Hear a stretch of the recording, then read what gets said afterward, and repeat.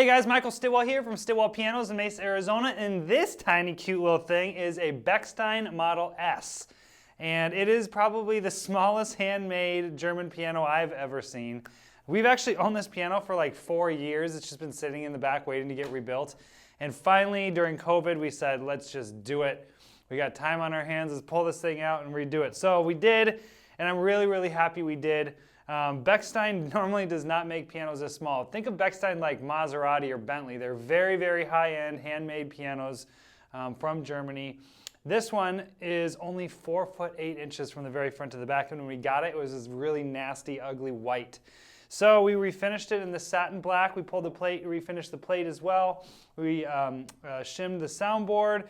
We restrung the piano. It does have the original pin block because it wasn't cracked, and we were able to just put larger size pins in there and restring the piano with all new strings as well. So that worked out really well. And the reason we did that is because this is an open face pin block, and it's a little bit more in depth to actually remove and replace the pin block. So a lot of times we try to save the pin block, which is what we were able to do with this one.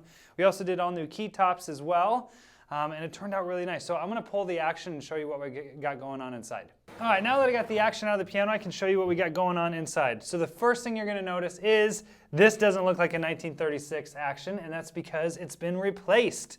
We did not do this. We did not replace this action. Somebody did before we got the piano. But what's really nice is they did continue with the Renner tradition. This is a Renner action. That's what was in this piano when it was made, and that's what they replaced it with. So that's really, really nice. As you can tell, it was freshly done. A lot of these hammers just look brand new. And what's really interesting, up here when you get to the bass section, a lot of these hammers are shaved ever so slightly and kind of angled, and that's so that they don't rub against each other when they're played. Right next to each other. So when you do that, when you take off some of that mass of that hammer, that changes the weight that this action is lifting. So you have to kind of counteract that by adjusting the action down here, which we've done, and it turned out really, really nice. It plays really well. Earlier I said that we've had this piano for a really long time, and one of the reasons we had this piano for a really long time is because something called an A graph broke. It's right up here in the treble, or in the string section, and it's what the strings go through to go all the way over to the bridge. And one of the A graphs had popped. And because this is a 100-year-old German piano, finding a replacement A graph took a little bit of time, but we were able to do that. We found somebody in Germany who had one. They sent it over to us.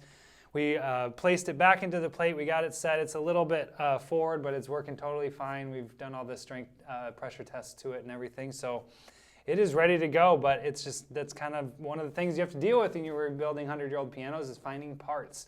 And it took us a while, but we finally did, and we brought this thing back to life, and we're so excited to hear it. So I'll put the piano back together. If you guys have any questions about this particular piano or any other piano on our website, always feel free to shoot me an email at michael@stillwellpianos.com. Thanks for watching, guys.